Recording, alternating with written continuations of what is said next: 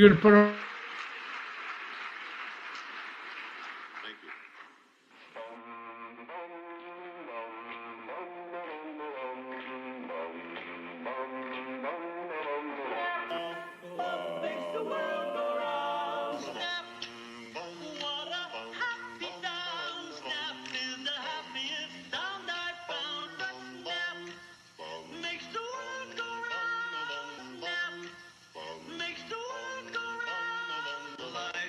Crackle, the crispy sound. You gotta have crackle or the clock's not wound. Crackle makes the world go round. The line sis that pops the sound. The best is missing as pops around. Pop makes the world go round. Pop makes the world go round. Pop makes the world go round. And now, introducing your host with the most, Mr. Greg.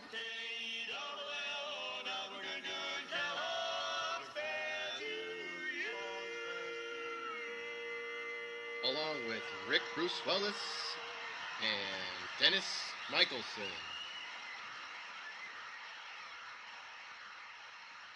Now, let's get to the show.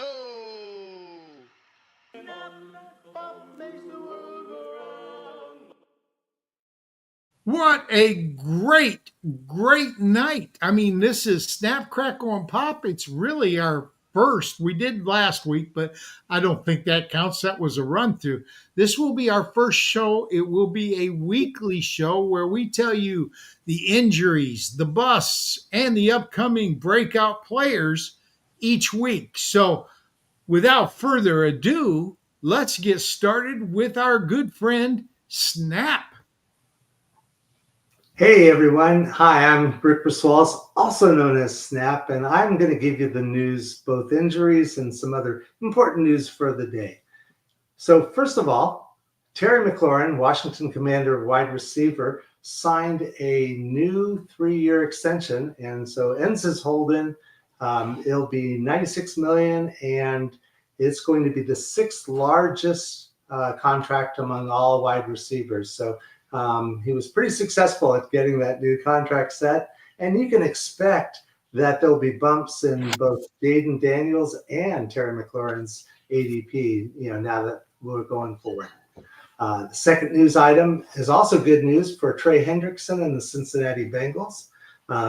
They finalized a 1-year contract, and it should be close to $30 million, according to sources. Also good news.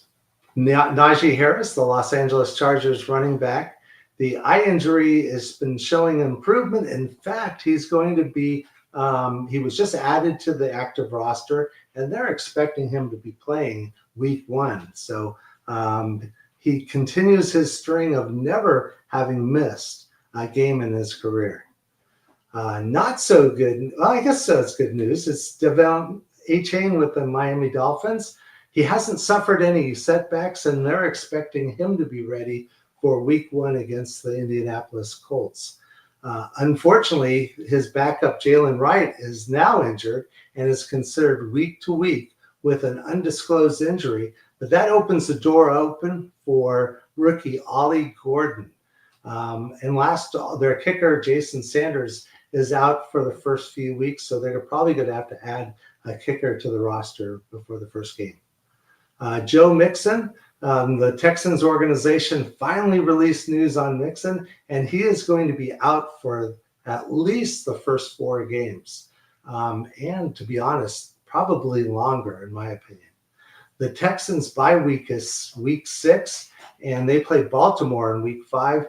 So there's not much point in having him come back sooner before the bye. His backups are Nick Chubb, and Nick Chubb should get the start, but he has looked kind of slow in practice. So Damian Pierce and Dare Ogunwala are the veteran backups. Most excitement, though, is about rookie running back Woody Marks.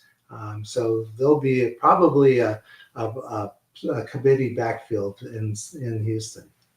Another injury, Aiden O'Connell, who's the Las Vegas Raiders backup quarterback, he broke his wrist in Saturday's preseason finale, and he's expected to be out 6 to 8 weeks. Cam Miller was the backup, but the Raiders acquired Cleveland backup quarterback Kenny Pickett to provide more depth in the quarterback room. Juwan Jennings, San Francisco 49er wide receiver, his calf injury does appear to have improved, and so Shanahan is actually expecting him to be available for week 1. His backup, Jacob Cowing, though, will miss 6 weeks with a hamstring injury. And the 49ers, in knowing that they had a pretty thin wide receiver room, they acquired former Kansas City Chief wide receiver Sky Moore for depth. And there are a couple of important cuts that have happened just today. Deontay Johnson was cut by the Cleveland Browns. Chad Muma, a linebacker, was cut. Tommy DeVito, backup quarterback and also known as Cutlets, was cut by the New York Giants. And Laviska Shenault was cut, as well as Malachi Corley. So we'll probably see more cuts through the rest of the week. And that should really do it for the news. So I'm going to pass it over to Crackle, and Crackle will take over. Well, let's kick this puppy off a little bit early. We're not really playing games next week, but I'm already looking ahead. So Dallas, they have no rushing game whatsoever, which is, might lead you to think they're going to have to throw a lot, especially against the Philadelphia Eagles. Okay. And they're starting off Thursday night. I got to tell you, Eagles defense pretty strong. So I'm sitting Dak Prescott this week. I'm just not going to take a chance until I see how Pickens works out and they get some type of a running game on the thing. So let's move on over to the running back position. And for me, it's James Cook. James Cook's the 13th ranked running back according to ADP out of Fantasy Pros. Buffalo running back. They're going into this game. Cook has a lot going for him. He really does. First of all, it's a Sunday night game, which means it's prime time for him. And also, it's a home game for him, and that's always nice. But he's playing against the Ravens. And the Ravens, they're one of the best defenses against the run there is, and they practice every single day against Derrick Henry. So it's not like they don't know how to stop running backs.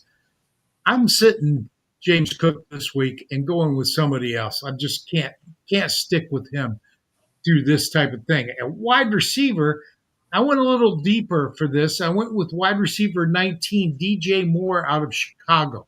My problem with Moore, when you look at the Chicago team in the preseason, Tyler Badgett has looked great in the Ben Johnson offense.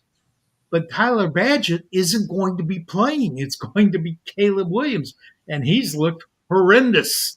I mean, worse than horrendous. He's been pulled from practice twice, once with the entire offense because they couldn't get things right. This Minnesota defense they're playing against, again, it's a primetime game, and it's a home game for them, but I just don't see this offense clicking early with Caleb Williams at quarterback. So if Caleb Williams isn't doing well, I don't think DJ Moore is going to do all that well. So Minnesota defense led the league with just 24 points allowed to Williams. So 24 picks, excuse me. Minnesota defense led the league last year with 24 picks, and they also put up 49 sacks. Neither of this screams start any Chicago offensive player to me. So going over to the tight ends, tight end 11 is Tucker Kraft. I love Tucker Kraft. He plays at Green Bay. He's at home. It's an afternoon game on Sunday, but they're playing Detroit. Now, Kraft had 2 games against Detroit last year. In the first one, he wasn't great. He was like tight end 18, something like that, tight end 19. 3 catches, 41 yards, no touchdown. Okay, that's not good. That's not going to be startable for most weeks. Second game, he did much better. He had 4 for 34 in week 1. In the second game, he had 3 for 41, but he had a touchdown, which made him tight end 8. The difference is the second game, Detroit was missing 8 defensive starters on IR. 8 defensive players. And Aiden Hutchinson was gone. Aiden's back healthy, and he's pressuring quarterbacks all over right now in preseason. I think you see Kraft staying in and blocking an awful lot in this game. I'm not looking for Tucker Kraft to have a great week 1. So that's it for Crackle. Let's turn it over to Pop. That's not Pop. That's Pop. Pop? Thank you very much, Greg. Great to be here for another edition of Snap, Crackle, and Pop. And I'm going to be telling you the players that are sort of underrated that could pop for you. And I'm going to give you one at each position that are criminally under-rostered on ESPN leagues. Now, most ESPN leagues are only 10-team leagues. So if you're playing in a 12-team league, maybe this stat won't apply. But these are cheap players that if your fantasy football draft is this weekend, you might want to invest some late draft capital. And at quarterback, it's Tua. I know he's had injury issues with concussions, but when he's on the field, he's super good. And he's your backup quarterback in a one-quarterback league, and he's a great super flex in a super flex league. You can get him as your third quarterback. He's going at quarterback 21 right now. On Fantasy Pros consensus, that's pick 150. That is darn cheap. He's 71% available on the waiver wire in ESPN leagues. This is a guy that when he was healthy was a top 10 quarterback back in 2023. At running back, I'm going to take maybe the last man standing in Cleveland. No word on Judkins, no new contract for him. You got Jerome Ford over there.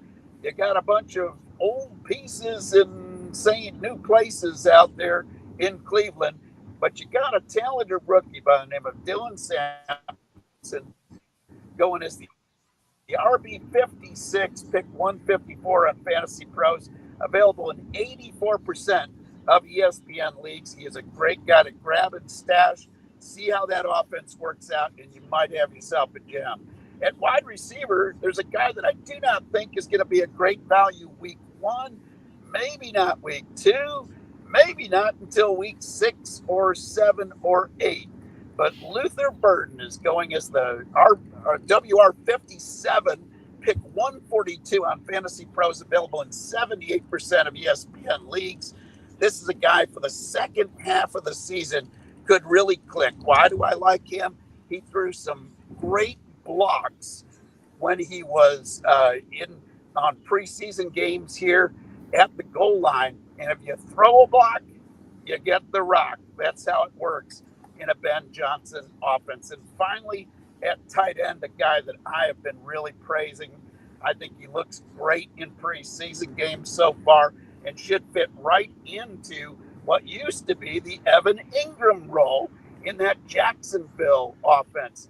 That was a tight end that was capable of producing tight end 3 type value in points per game back in 2023. New offensive coordinator, but same quarterback in Trevor Lawrence. Brenton Strange is the tight end 21 right now. Pick and roll the dice if I was going late tight end to grab Brenton Strange, and he is available in 86% of ESPN leagues right now. Criminally under-owned right now in those 10-team leagues, because I think he's going to be a solid answer at tight end this year for you.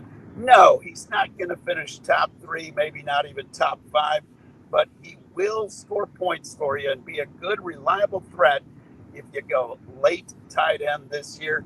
Those are some of the guys that I think are going to pop all year long. And next week, I'll be breaking down the big pops for week 1. Back to you, Greg. Well, I want to thank you for coming in. Those that don't know, Dennis is on the road. You could tell with the seatbelt and the running.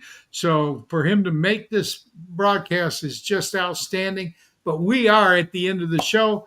Take us home, Rick.